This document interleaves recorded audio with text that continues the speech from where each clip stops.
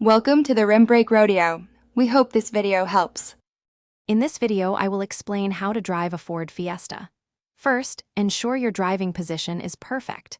Adjust your seat so you can comfortably reach the pedals and have a clear view of the road.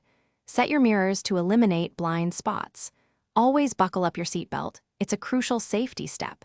Then, insert your key into the ignition, turn it to the on position, and then to start to fire up the engine.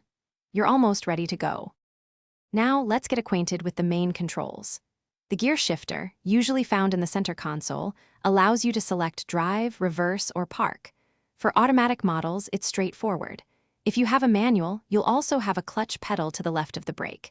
The accelerator is on the right, and the brake is in the middle. Get a feel for the steering wheel and glance at your dashboard for important information like speed and fuel level. Driving an automatic Ford Fiesta is quite simple. With your foot firmly on the brake pedal, move the gear shifter into the drive position. Release the parking brake, which is often a handbrake lever or a button. Slowly ease your foot off the brake pedal, and the car will begin to creep forward. To increase your speed, gently press down on the accelerator pedal. Remember to maintain a safe distance from other vehicles.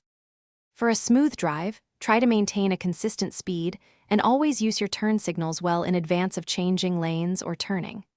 When slowing down or stopping, apply the brake pedal gently and progressively to avoid abrupt stops. Parking can seem daunting at first, but practice makes perfect. Find an empty parking lot and spend some time practicing both parallel and perpendicular parking maneuvers.